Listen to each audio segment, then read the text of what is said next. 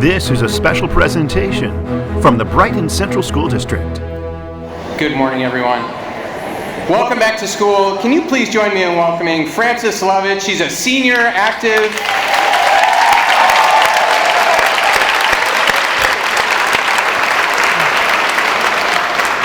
Frances is, as I said, a senior active in our music program as a bassoon player, a singer, director of the Crazy Pitches a cappella group. She also plays piano, guitar, and ukulele.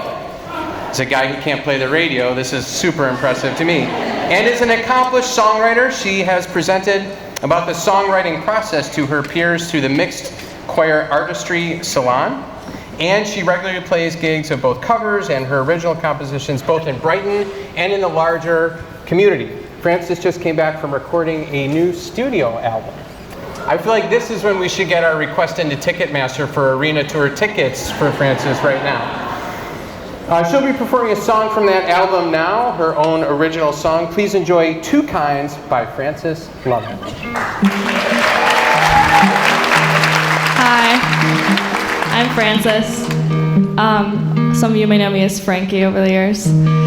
I have been going to Brighton since kindergarten, and I really feel that Brighton has made me the person that I am today. There's a lot of room for individuality in Brighton, and I'm going to sing a song called Two Kinds, but I feel that Brighton raises many kinds of kids. Thanks to all of you. There are two kinds of trees in this town. The trees I climb and the trees that hold me down. They both talk and sway in the breeze. I think so hard that I even judge the trees. There are two kinds of men in my life. The men that love and the men that hate their wife. An absent father, never on the way. How'd you become the man you are today? There are two kinds of you. I've seen red and I felt blue, and I still don't know you somehow. I've seen two kinds of me back then, both set me free, but there's only so much that they allow, and it all just seems so simple now. I've breathed two kinds of love in my lungs, a love that heals me and love that writes my songs. And even when I hate it, I still cave. There's any kind of love that I crave. There are two kinds of pain that I've seen, a pain I learned from and pain that just feels mean. No matter how hard life moves on, and you'll still love her even when she's gone. I've seen two kinds of you. I've seen red and I felt blue, and I still don't know you somehow. I've seen two kinds of me back then, both set me free, but there's only so much that they allow, and it all just seems so simple. It all just seems so simple now.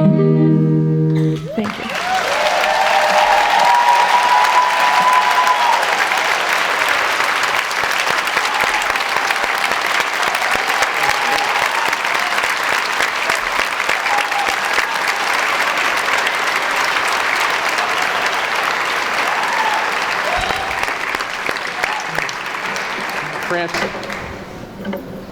Frances, just so amazing. I think every year this tradition of having students or a student perform, such a great reminder of our sacred responsibility to nurture talents, support students, their individuality. There are many gifts. You're such a great example of that, and thank you for reminding us as we start school of this work that we do with individuals and how incredible they are. So once again, please, for Frances.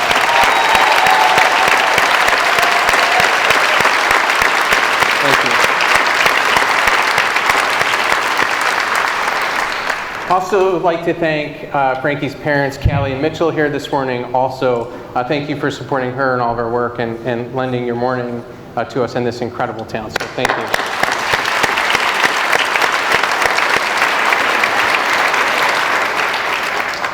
Once again, welcome back to all of you. Please join me in welcoming our Board of Education President, Larry Davis, Alumni Association Leader, Mary Jane Link, and BHS Executive Council President, Evan Hofen. Welcome back, everyone. It's so great to see all of you, to have you here, to be together, to begin the journey together once again. I'd like to begin also by thanking some individuals and the departments that they represent for their work all of the time, but particularly in preparation for the opening of school. John Novelli, Rob Luce, Mike Congeli, the building custodians, cleaners, and the entire B&G staff who work inside and out deserve our appreciation. And in this building, let's not also forget Dave Luce. Dave, you're awesome.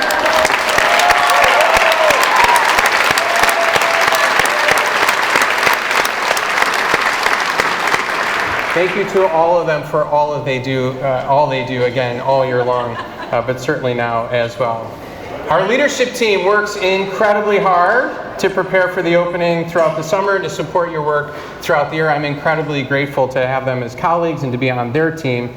Their work is really incredible. Special thanks to Tom Hall for posing for the picture too. We appreciate that. There are also other support services that deserve our thanks as well. Our clerical staff members throughout the district, the business office staff, central office staff, data support, human resources, student services office staff, technology, audiovisual, food service, and transportation staff, whose work can be described as organizing everything that we need, all of the support for kids and families, the logistical, the everything, to put us in a position, all of us, in a lot of different ways to support kids and families. And then to reorganize that, then to do that again, and to do it again, and to do everything that everybody needs to make it happen. Can you join me in thanking all of them also?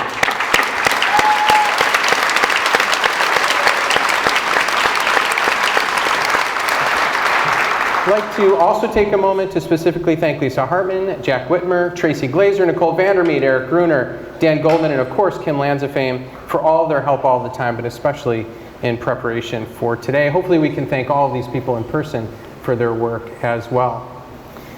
We're fortunate, very, very fortunate, to be led also by a Board of Education. Now, you can probably tell already that I really got excited about and comfortable with memes and GIFs in this year's presentation. To the eye roll of my kids, like, Dad, really that many? Like, this is not a new thing, by the way, that people are seeing these. But in looking for one for the board, this is like the most polite one that I could find, in fact. I hope it's not like this, and they spell board correctly when they at least say that they might be bored. But we're so grateful for them and for all of their work. Their work as elected representatives on behalf of the community, I think, is this last true form of representative democracy. A place where local decision-making, home rule, really is exemplified in the best way. This idea that they were chosen by community members to determine what was best for their children and the best way to contribute then to the democracy.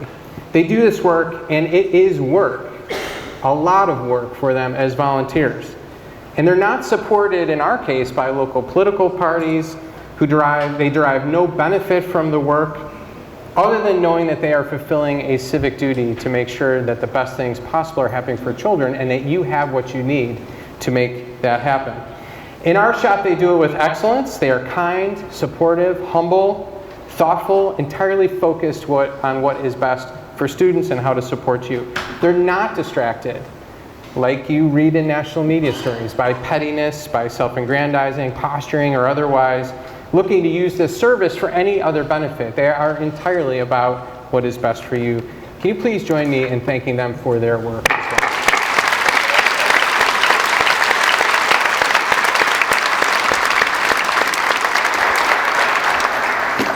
So here we are, back again, and I am so excited to see all of you and for this start to the year. I feel like we are coming back to school in a place where society is turning a corner a little bit. Now, I'm sure there are like some, if not actual eye rolls, some theoretical ones about this idea that we're actually coming back to school at a time that's tough for a lot of people too. And I don't want to be obtuse or oblivious to that, right? We are knee deep in a presidential election season that promises to have its share of negativity. There are people around the world suffering immensely in conflict and in terrible experiences for humankind. I'm not oblivious to those or obtuse, but I think there are things we can control that are right in front of us. And in thinking just about that, in this moment, in this space, trying to think about that notion of what is the choice that we can make around joyfulness, around the experience that our kids have, around our daily experience, knowing that those are still things that weigh heavily on many people in this room and outside of this room. But we can control that one thing in front of us, which is the experience that our kids have, the experience we have coming to work every day, the work in front of us, and in these walls, how we approach that. You do that all the time for children in a way that frees them up from having any kind of baggage around those things. They're not thinking about that when they are with you. They may have plenty of other burdens, but when they're with you, you're entirely creating a joyful, wonderful, engaging, exciting experience, and we appreciate that.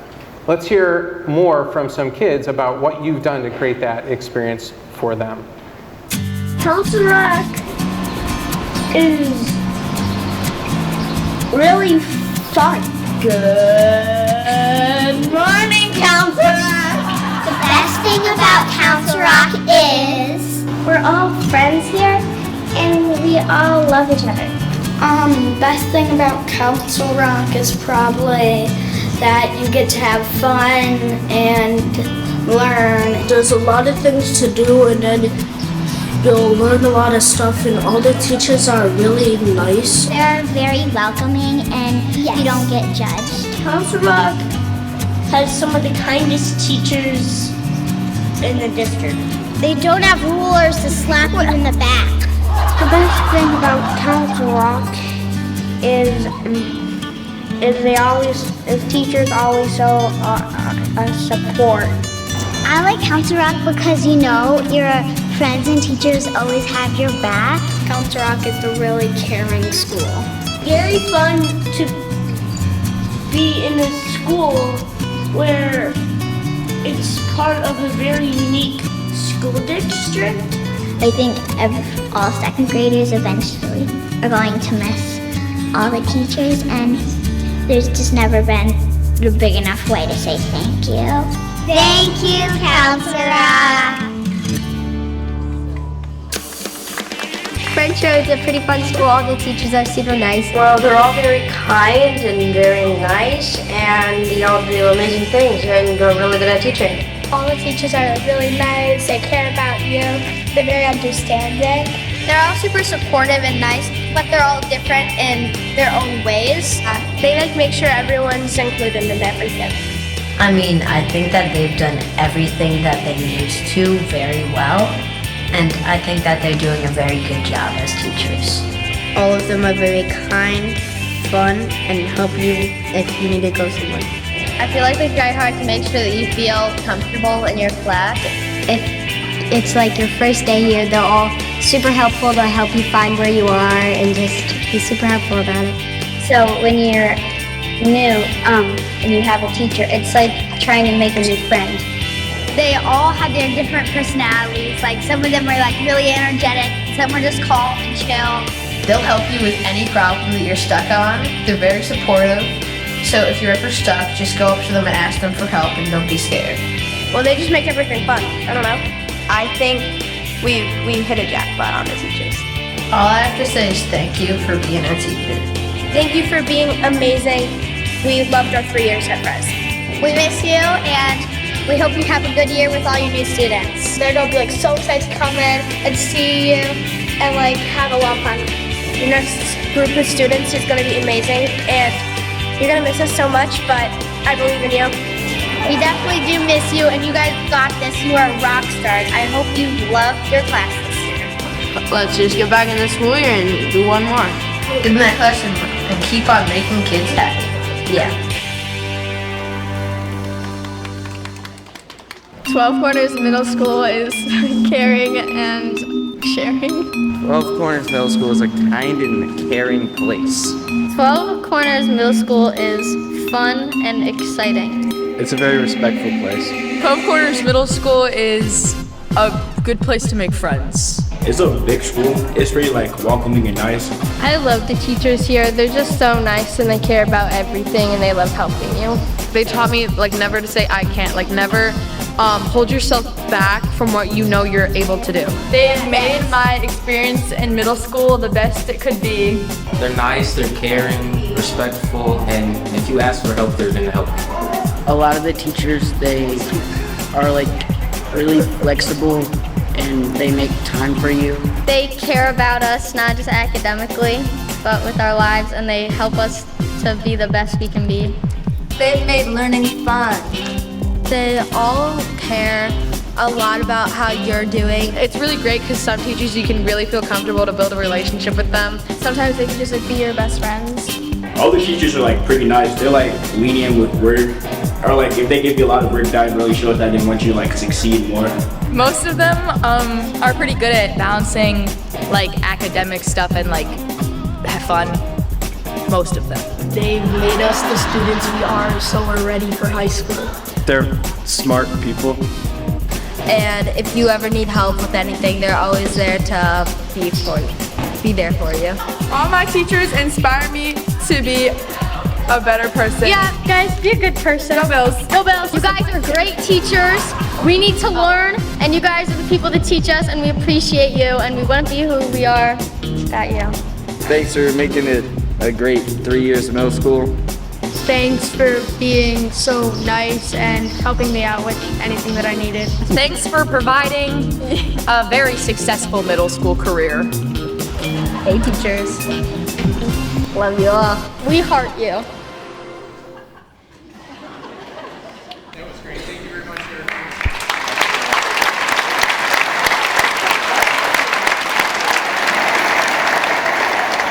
Just pure joy for them, and you create that each and every day. It's been a tradition for quite some time for me to mention my own kids, and I always appreciate you bearing with me. It's a comfortable place for me when standing in front of you. It's also a personal reminder for me personally, to always think about this idea of the 3,600 or so kids that come to us in terms of the individual, and how families are sending their center of their universe, their person, the people they love the most to us, and that individual connection, and thinking about our kids that way. So reminding me, of course, of her favorite child status. We want to be very clear. I was home alone the other night, actually wrapping up these remarks. Not home alone with Emma. And Charlie's back to school, Peter's off, and Betsy was out. And I'm kind of plugging away, and she appears out of nowhere with a cookie that she had made, warm on the plate, and a glass of milk. Well, I knew you were working back here. I thought you'd want a treat. She has like got it made. This girl has figured it out. I thought, this is not realistic. This cannot be happening. It was amazing. And you know, she kind of winks because she definitely knows she's just continuing to put chips in that favorite child bank for sure. And she said something to the effect of, well, that's what your favorite child does for you. I am going to be in good shape when I'm older and grayer, for sure, I think.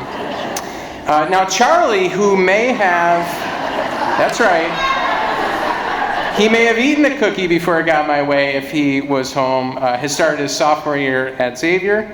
Not as excited, as you can see from the picture, about filling his cart with supplies when he got back to school. I said, Charlie, come on, let's take a picture. Isn't this great? It's like first day back. Not thrilled. Has not for a moment, though, lost his zest for life, sleeping late, watching Brighton basketball games via the live stream, still watches them, or for that matter, entrepreneurship. Just had a conversation with Corey right this morning about the classes that he took here and how that continues to inspire him to be involved in that, and how well prepared he has been for that program at school. And finally, Peter, still like he was when he walked into Lori Weidert's second grade classroom back in 2009, jumped right into, he didn't have a tall glass of wine then, by the way, I should point out, for sure. So totally weird experience all of a sudden when you're sitting across from your child in that moment, but wonderful. He jumped in at that time, I remember, to social studies projects, extended studies projects with Judy Wegman, on to incredible things at French Road, student council experiences with Jess Padilla at TCMS, inspired by the entire BHS Social Studies Department and more. And he is literally doing social studies now as a government relations associate, graduated in May from Fordham, and is doing that work now in New York City. And I bring this up because here's the thing, he's doing it, right? In their own ways, Charlie and Emma are too, but they're doing what you prepared them for. So we fill a bucket in a lot of ways with information, with content, but man, you light a fire for kids. This is what you do. And that fire was lit for him, and now he's living that. It, I think, goes back to so many experiences he's had over time, but the inspiration, affirmation, the drive behind him doing those things happened here as well. He still takes pictures of headlines from the New York Post, as does Doc Healy, and they send them to each other because really you have to share some of those with some people, right? That's his go-to person still, several years later, as a former Trappy and editor of the paper. It's not just my kids, though, it's everybody's kids, right? It's the idea that every one of those individuals, and there's a million stories in our community about all of our children and the way you have lit a fire for each one of them and how you've prepared them for that next step. Launch them into this great space. We have this conversation every year at graduation with the folks assembled to go out on stage and represent you. And I talk to them and thank you through them for what you have done to prepare them. And I always mention to them how wonderful it is to have the gift of watching them in this very moment, right before their name is called to walk across the stage, and they're standing there in all of their ready to launch, anxiety for the world, look what's in front of me, holy cow, and I hope these 6-inch platform shoes were not a bad idea when I'm going to walk across the stage. Glory of a moment, and think about what's in front of them, what's going to happen for them after they hear their name. Everything in life that is in front of them, and you prepare them for that from the moment they started to transition to kindergarten to the moment they walk across that stage. The things you did got them to that place. So Eric was kind enough to ask them a little bit about that experience too. So in case you thought the first video left out our high school students, it didn't. Let's hear from our graduates about that experience for them. We asked students what it meant to them to be a graduate of the Brighton Central School District. Being at Brighton has taught you to just become close with everyone around you and accept everyone for who they are, and I think that's such an important life lesson to bring along with you. People have always been really accepting here, so I'm definitely going to take that with me forward and continue my kindness somewhere else. It's been so welcoming, and it's been such a journey coming up. All the staff and students are so kind, and I'm just going to carry that with me. Yeah, it's going to be sad, especially leaving that field. A lot of memories on that field with my teammates. Went through a lot of struggles, hardships, friendships. A lot of memories here. Yeah, I'm glad to have people who stuck with me throughout all these 4 years. So amazing to be here, honestly, and so much to see for the future for myself, everyone else here, and the school. The teachers have all been wonderful, and I've had a great experience. I think it means that I've done everything that I can do, and I look forward to what I'm going to do. I think it means that I've already gotten a head start on working hard and playing hard. Honestly, it just is a representation of all the hard work we put in throughout the years. It feels very good, and for sure in the future I'll be very happy to have graduated from Brighton. I've been going to Brighton since kindergarten, and so it's really surreal to be graduating today, and I'm just so grateful. I've had such a great experience and such a great education throughout all the schools, and I'm just really proud. You know, this school has given me a lot of opportunity for me to be a leader, enact change for everybody, so that everybody eats at the table. I'm going into college with something that will stay with me forever, and I'm so grateful for the experiences and the friends that I've made at Brighton. I think I learned a lot, and I learned so many great skills around here, and I'm able to use them anywhere I go. It means that I've done a great job supporting my community. I was involved in a lot of theater, so it just made me happy. It's a jump point for my future. It is just a massive achievement for everything I've done. Being a graduate means taking everything that you learned with you, all throughout the rest of your life. For me, it's the memories and all the friendships that I made and all the things I'll take with me into the future. It's just been really great to meet so many amazing people and make friends that I hope to have forever. I think it means to be independent and excited for new things. It's this sense of you feeling amazing, that you're ready to take on the world, that you're ready to kick ass, and you're just simply ready, man. You're ready to be living. It means to be someone that was resilient throughout the whole school year, and someone that all this hardworking.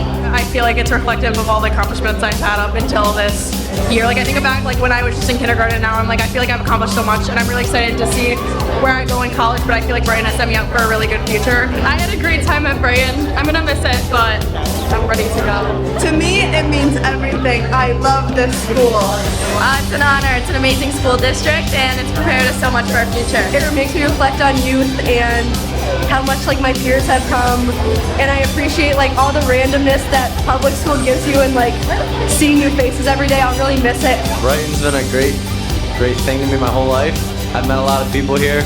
It set me up great. It's a great school. A lot of colleges recognize it, and it set me up for the college I'm going to doing business at. It helps represent my achievements I've made throughout my 3 years in school. It means that I went here for 4 years and now I don't. Didn't you move here for more? Okay. Brighton has really prepared me for my future academic endeavors, and I'm just really proud of being from here. I'll say that I feel like I accomplished something. All scholars come in all shapes and sizes. And it's like a new chapter I gotta flip over. It means I get to graduate with so many amazing people. It means I'm really proud of me and of my peers for all that we've accomplished, and I'm really thankful for all that the school has imparted onto me and all of the wisdom and knowledge that I have gained here. Definite, well-rounded experience. Yeah, for sure. Lots of knowledge, and I'm super grateful for everything. Me too. High school graduate here means a lot to me. All the support and love I've been experiencing, it means a lot to me. It's always a great day to be a Bruin. Yes! Go Bruins! Go Bruins! Yeah. Go Bruins! I'm a Bruin. I'm a real Bruin. Yeah, real Bruin. Real Bruin.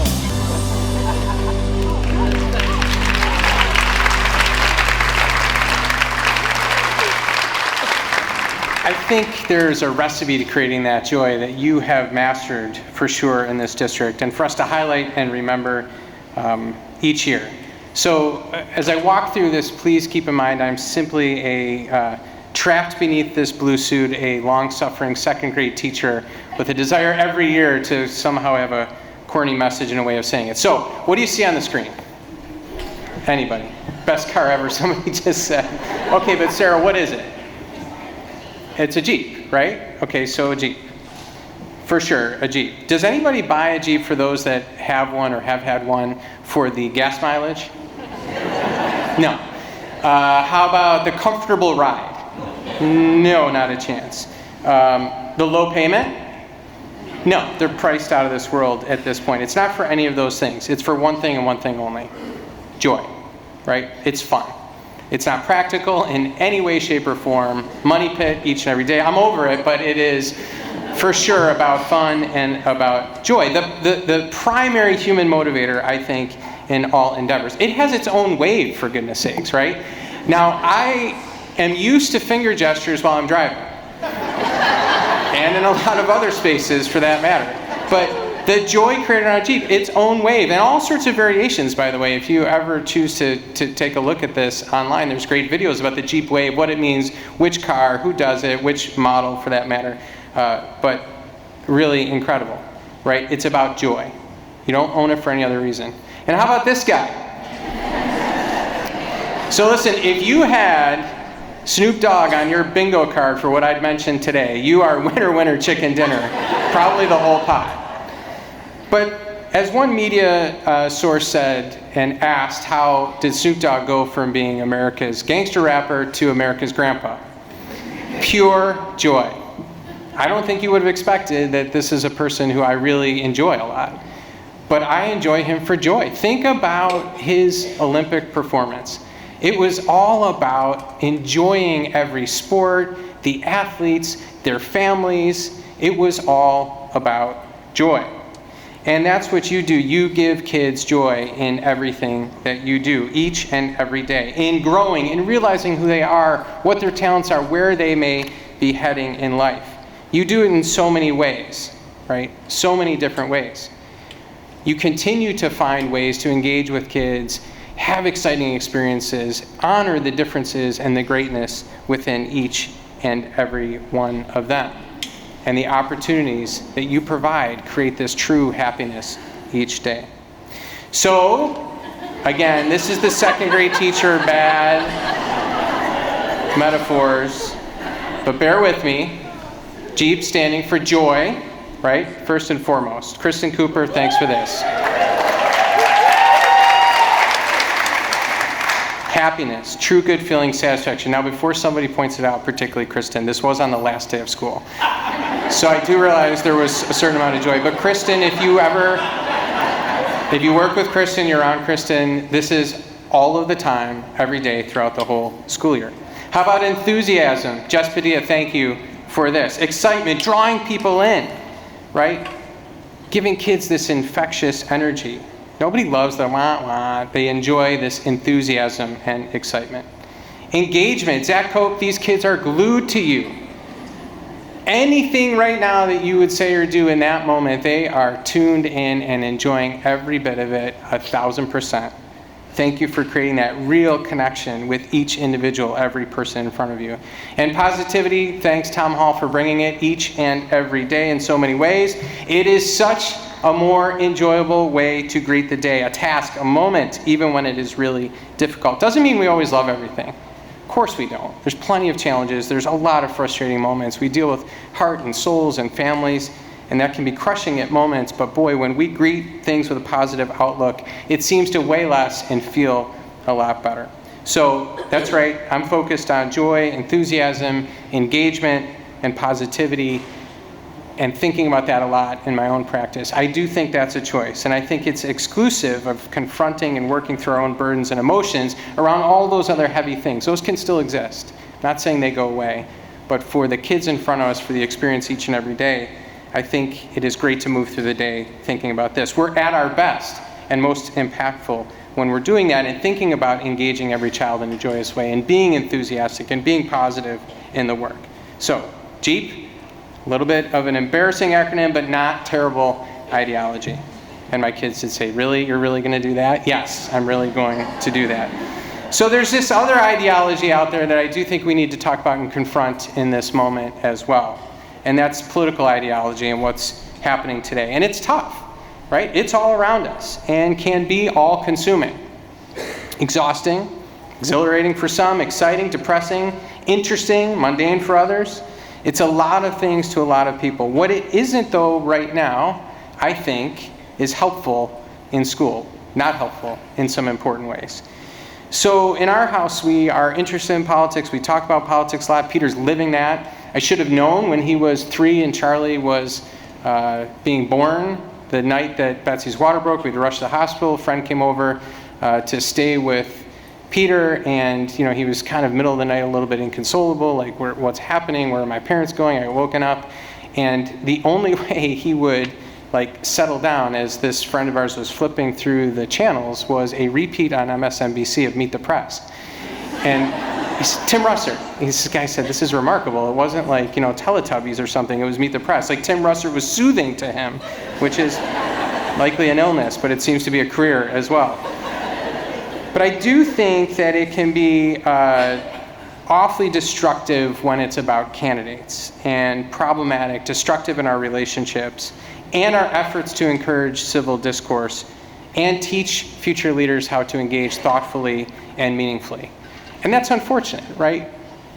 In our democracy, I really regret the idea that talking about candidates is actually detrimental, I think, to civil discourse and creating great engagement and good, thoughtful dialogue. It shouldn't be that way. It should be about civil discourse. I don't know how we've allowed as a society all the issues and conversations to devolve into a battle over this cult of personalities on both sides of the political aisle. I don't think it discriminates. I think it's everywhere. And I think really for us, the important piece of this to consider is that it should be in our conversations about what and not who.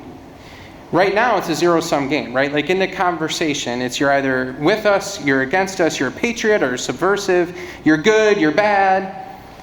But it really should be about, I think, ideas, positions, policies on both sides, right? Whatever those might be.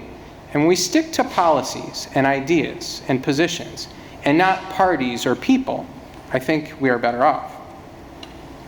And I think our kids need to be better equipped to have those conversations if we're going to turn the corner in this country and have a better dialogue.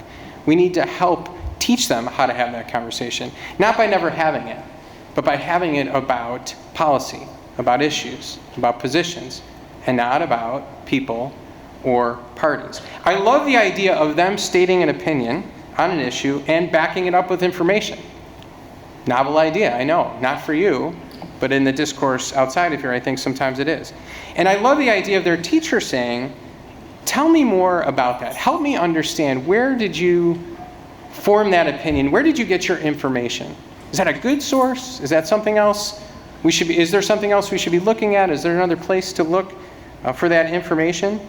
How did you come to that conclusion?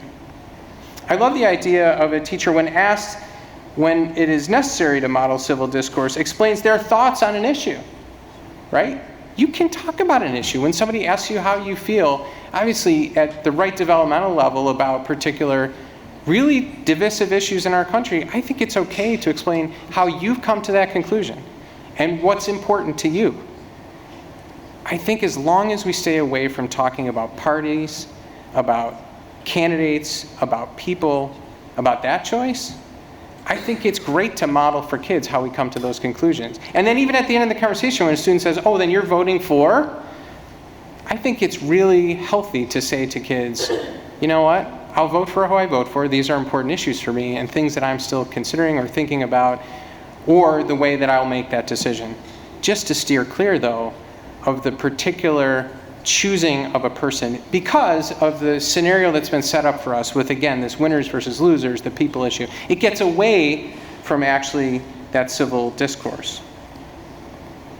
I think walking through how you come to that conclusion is key. I love this notion, this setup for civil discourse created by a group from the League of Women's Voters, what it is and what it isn't. It is this willingness to think about other people's ideas, to be respectful, to listen, to give time equally, to find common ground, to disagree without being disagreeable or disrespectful, and to find that middle space, I think. And what it isn't is what is very common, I think, right now, and has been popularized in the media by talk radio, by evening cable news shows, you name it. Again, both sides of the aisle, I think it happens in both places. But a debate with winners or losers. And again, if you don't agree with me, then you are somehow a loser. Or persuasion, or people who are simply waiting for the other person to finish their thought so they can have kind of the sharp, sarcastic retort. They're not actually listening. They're just waiting for them when they can make their remark. And I don't think that's healthy. I think we should be steering kids towards a different place where they're actually actively listening to each other and involved in forming an opinion thoughtfully and being respectful of other people's perspectives. I love, as Milan Kordestani said about civil discourse, this idea that it is a willingness to confront uncomfortable truths, acknowledge our own limitations. But this key piece about creating an environment where everyone feels valued, respected, and able to contribute. That is nonpartisan. Everybody should have the ability to do that. So the problem is, I think, when we talk about particular candidates, this is the bottom line piece.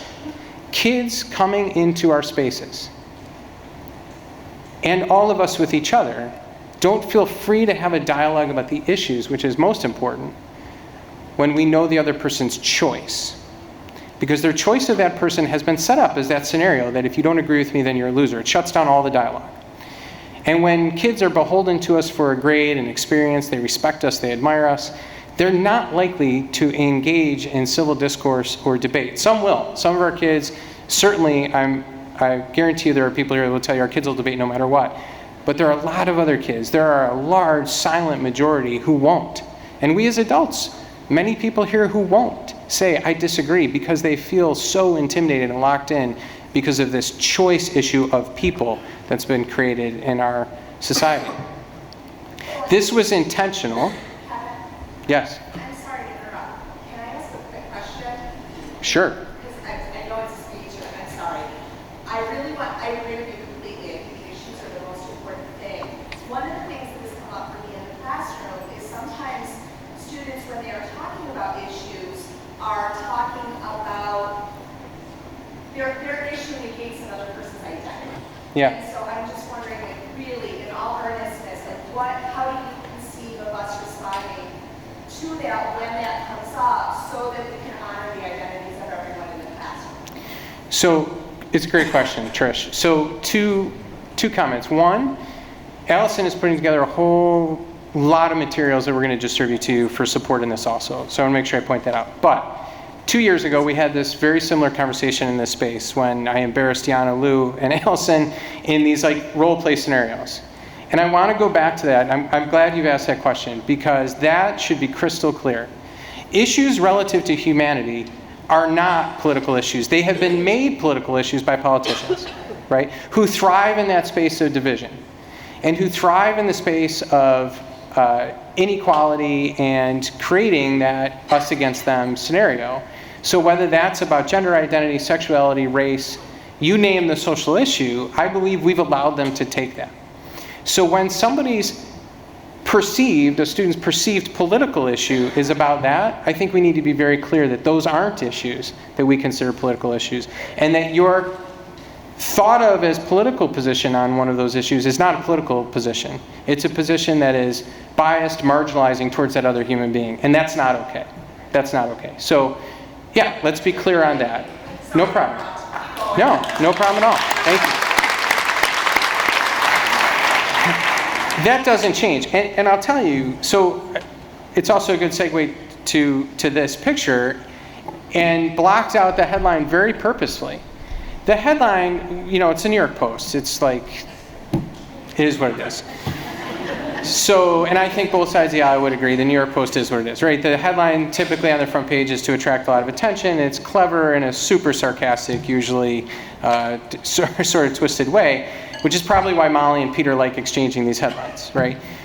I blocked it out because the headline meant to be, can you believe they wrote this, sending it to Molly, if I showed it to all of you in my role, with a grin on my face with my son, laughing about it, could be perceived as supportive of it, marginalizing of the human that it is about, or against it, and thinking how absurd is this when maybe it's making a valid point to somebody in this space.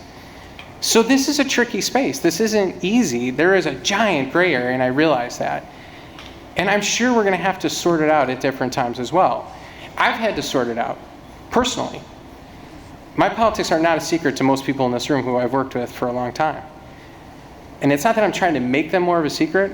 I've just tried to be more thoughtful and intentional about what that does and how that creates an awkwardness and can shut certain people down, can limit the conversation or the discourse. And I don't want to do that either, because although I may disagree with somebody, I support adamantly their ability to disagree with me. And I want to make sure that I'm always providing that space as well and being thoughtful about that. But that doesn't mean I still don't feel deeply about the issues, particularly the issues that relate to humanity, the issues that impact our kids and family. And we'll continue to support those as strongly as we ever have before. And again, in my opinion, feeling as though those aren't political issues. Those are issues that are important to stand up for each and every day, and that we'll continue to do that. So, it really does come back to, if we're thinking about these ideas of joy, enthusiasm, engagement, positivity, we'll be really focused, I think, on the right things and the right experience. And I appreciate your ability to help kids then, in that spirit, debate, disagree respectfully, support their ideas with good information. Lessons that we could certainly teach the political class of today, but as we prepare the political class of tomorrow, I think are essential. So this idea, again, of joy, enthusiasm, engagement, positivity is a big part of how we approach the work and how we think about the people who work with us. And the idea that I mentioned before when sharing my own kids' pictures, and we talk about every year, that individuality, looking at all kids as if they are our own. And I continue to ask people in their final interview, why? Why should we trust you with our children? I love all of them, but I think about this in terms of the centers of my universe and the people that I have the gift of being a parent in this district who can ask this one final question in your interview. Why? Why would I want you to work with particularly Emma? The boys too. They know this, they hear this joke all the time, but like this one moment in time to learn, to grow, to evolve as a human being. They can't get this back, this developmental stage. So why you? Their physical safety, we trust you with, right? And we talk about that all the time, and that's obviously a point of emphasis.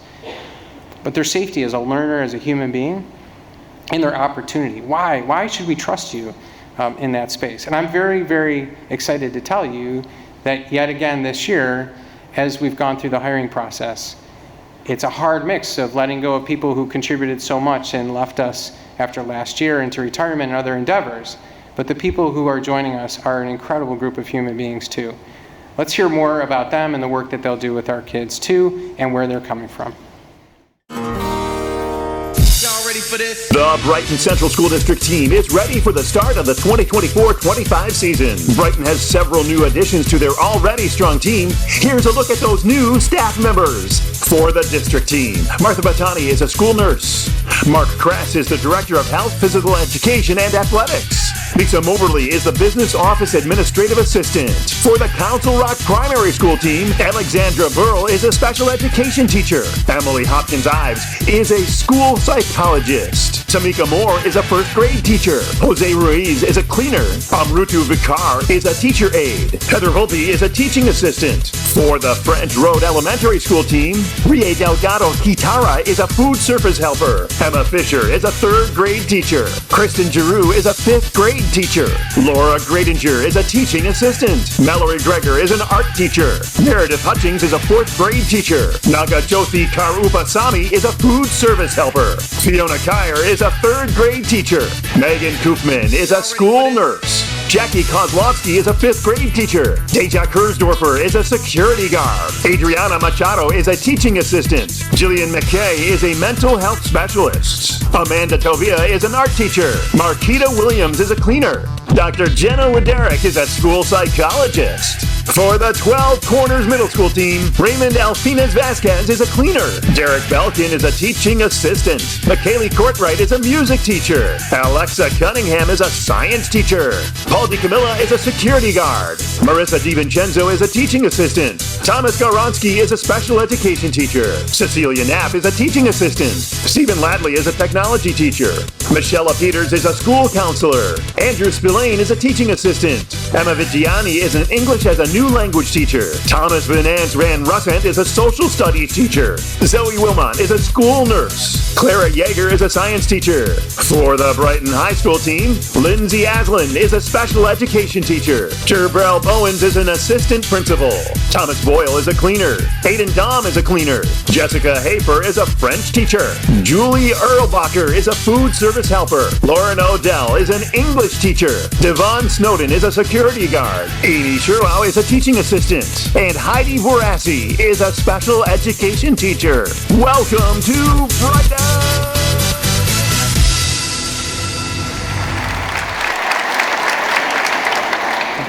Thank you for the warm welcome. Could our new staff members please stand up so we can one more time welcome you, if you could stand up.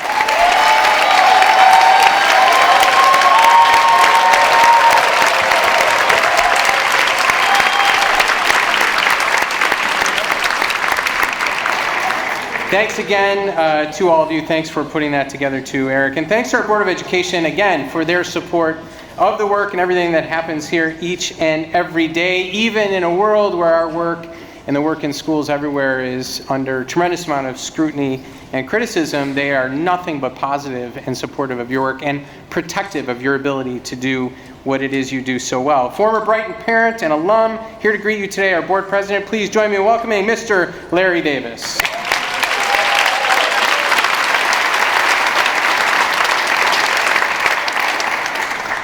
My head is so big. Just real briefly, as a school board, we love the work you do. We love serving you. And, you know, our message is always the same. Please keep doing the great work you do. We are so grateful and thankful for all the work you do. And on behalf of the community and the 7 members of the school board, we've got your back. So keep doing the great work. Thanks very much.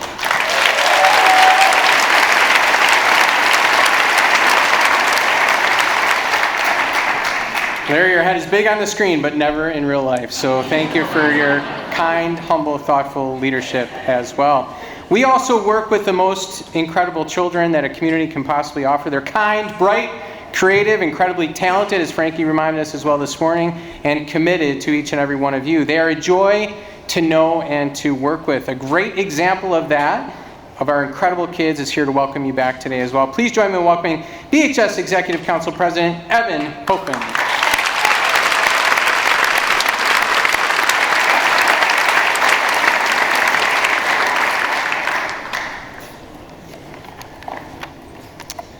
Good morning, Brighton faculty, and welcome back. My name is Evan Hoffman, and I'm the Executive Council President and Senior at BHS this year. I hope you're as excited to be back to school as I am nervous to be standing in front of you. On the first day of 3rd grade, I walked through the front doors of French Road Elementary not knowing anyone. I just transferred from a tiny school, and now I was standing in what seemed like endless halls. Yet, despite the large sea of students at Frez, Brighton was quick to make me feel welcome, and never once did I feel like an outsider. Something felt special about this community, and even as an elementary school student, I could feel it. Because of its diversity, focus on community, and incredibly caring people, Brighton provides a place for everyone and creates a safe environment for people to chase their passions and feel a part of something bigger. It's no surprise that we have thrived as a district for a century. Brighton's success is driven solely by the fact that everyone does their part in their community. Whether you are a teacher, administrator, security guard, parent, sibling, or student, you make this place better for generations to come. Brighton is so tight-knit that I'm surprised that people of this community refer to it as a district more often than a family. It is not rare that the younger kids in this district get to interact with and learn from their older peers, whether it's at a clean sweep, football game, or a science lesson taught by the high schoolers. And speaking of the science lesson, my chemistry group would like to greatly apologize to the Frez community for launching a bottle rocket onto the roof of the nearby apartment complex. The kids loved it though. Experiences like those leave indelible marks on everyone. Younger kids leave with new interests and insights, while kids like me get to take away what it's like to be a teacher and a role model. And we have you to thank us for teaching these new skills. That being said, thank you administrators for ensuring that our school system runs smoothly. Thank you security guards for ensuring us a safe learning environment and friendly halls. Not to mention, thank you greatly to everyone else who works behind the scenes to make going to school every day possible. Teachers, I would like to let you know on behalf of the entire student body that your work every day does not go unnoticed. I understand that teaching kids 7 hours a day, 5 days a week can be tough work, especially because kids these days can be a pain. Believe me, I have 3 siblings. And I admit, sometimes I contribute to your pain. But it should be known that within every student, whether it seems like it or not, there is a passion ready to be ignited, ready to be fueled by the hard work and intuitively thought out lesson plans you put together. However, this passion can inspire a student at any moment without it being too obvious. The tricky thing is that most times you won't know when and how often it sparks inside your students. For example, I didn't appreciate the beauty of physics until halfway through the year. I didn't realize how many questions I was asking in history until just a couple months before the exam. And in chemistry, it wasn't until we were actually burning chemicals in lab when my passion for chemistry was set aflame. As a student, I wish I let you know about my newfound curiosity sooner. Just know that each day you go to work, there's a chance that you can open up an entirely new world for your students. Even if it is just one student, you have done a wonderful job for the future of this world. So I thank you for waking up every day and saying to yourself, I will do my best to teach these brilliant children, because you never know if today is the day a new passion is set alight. Thank you.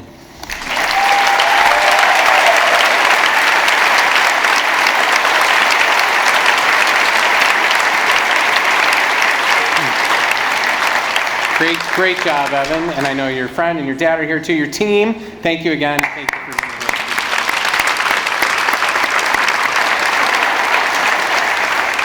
The Brighton Alumni Association is yet another excellent example of what makes this district like no other. Their accomplishments as individuals and collective commitment to their school and this community are unparalleled. Here to welcome you back from the Alumni Association on behalf of all those incredible people who have come before is Mrs. Mary Jane Link.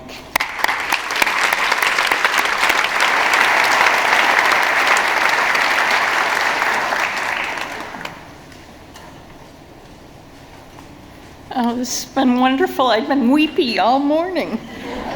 I am from the class of 1958. Hard to believe that was 66 years ago, and I can still walk and talk. Brighton was different then, but just as wonderful. I am now vice president of the alums. Our president, Steve Gaudioso, is sorry he could not be here. The Brighton Schools Alumni Association, BSAA, works to recognize the heritage of Brighton schools, coordinate and support reunion activities, maintain archival materials, and initiate projects that recognize individual and class accomplishments. Matt Camo serves on the board, and we usually have a student representative. Our Hall of Fame began in 2006, and since then we have welcomed more than 68 outstanding alumni at a wonderful dinner in June at a local club. I'm sure you've seen the 2 interactive digital displays out in the hallway, one for BSAA and one for the high school. BSAA donated those because we had so many Hall of Fame photos on display, but they include much more. Our scholarship began in 2007. This will be the 18th year. And because of the generosity of alums, the amount is now $2,500 for each of the 4 years the student is in college. This year's recipients were Olivia Rush and Garrett Zielinski. The committee includes alumni teachers Christina Growney, Adam Hiller, and Ben Vick, and Adam has taken over as chair. Please encourage students to apply next spring. We especially focus on school spirit and giving back to Brighton. And Ruth Thaler Carter, the author of our newsletter, created a new $1,000 scholarship to honor former teachers Elizabeth Hart and Louise Thomas. This year's recipient was Shea Gibbs. The focus is overall excellence in written material. At one point, there were 40 teachers as alums. Just wonderful. And I would ask you to stand, any of you who are Brighton alums. Oh, come on, there gotta be some.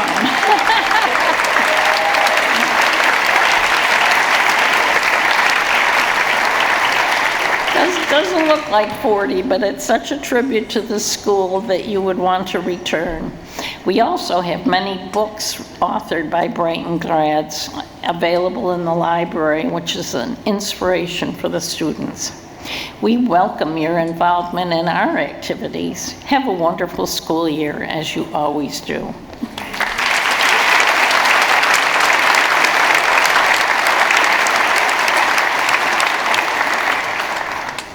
How many of you are right now saying, we saw the network connection issue and now his projection isn't working, and enjoying every bit of that? That it happens to everybody. So there's such amazing slides that I really need you to see them. I'm sorry, there's probably nothing else that's worthwhile, but I want to make sure. Thank you, Mary Jane, for that, and much appreciated. I will tell you, if you ever have a chance, Mary Jane mentioned the digital display out in the foyer. It is really unbelievable to see what is happening in the classrooms now that ends up translating to people that, for example, one alum in the Hall of Fame who did the national security briefing for like 4 or 5 presidents for years and years and years.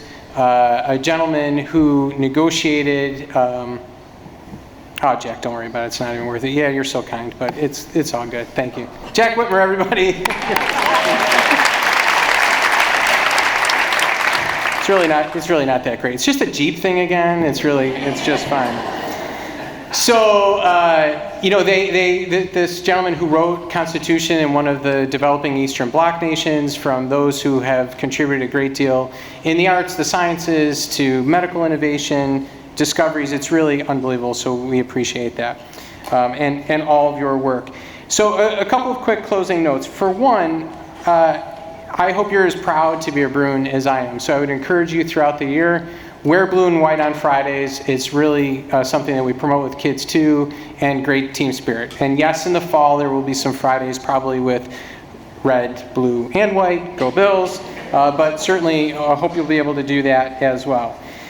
And I also think I'm so blessed to say to you that there is not another, I think, superintendent that can say he or she has the opportunity to work with people in the way that we do and have a collective relationship with each of our bargaining units in the collaborative way we do with our staff. We're very grateful for that opportunity with each of the associations and with our staff. We are really in it together and work hard to be collaborative and thoughtful with each other. To that end, I want to mention, first of all, my personal thanks to each of them. I work personally most directly with Jamie, and I appreciate his friendship, his cooperation, his collegiality, his collaboration. That's key to, I think, the work that we do. And of course, I worked very closely with each of them, the AVA leadership of Teresa Mosier, Matt Tappan, Tom Hall as well. It really is so much appreciated. Joe Martins, the president of the Brighton Educational Paraprofessional Association, another gift for us to work with and collaborate with, and is so appreciated. Asked that I remind all of you, all of their unit members, that they'll have a meeting right here at BHS in room 262. And Jamie Porter has asked that I remind BTA members that there will be a meeting, briefly, a meeting in this room immediately following these remarks as well. So as I have said to you, very fortunately for 16 years now on opening day, I truly believe that children are so much better for having spent their days with you. My children, all children in this community, I see it as a dad and am so incredibly grateful. You're the magic makers, you are the dream catchers, you light that fire. The world and all of us in it are better off because of what you do and what you will do again this year. You're heroes in the world and for our children. It's going to be another great year, but it is going to be a great year because all of you. You're Brighton, you're excellence for all. Thank you and have an absolutely wonderful school year. This has been a special presentation from the Brighton Central School District.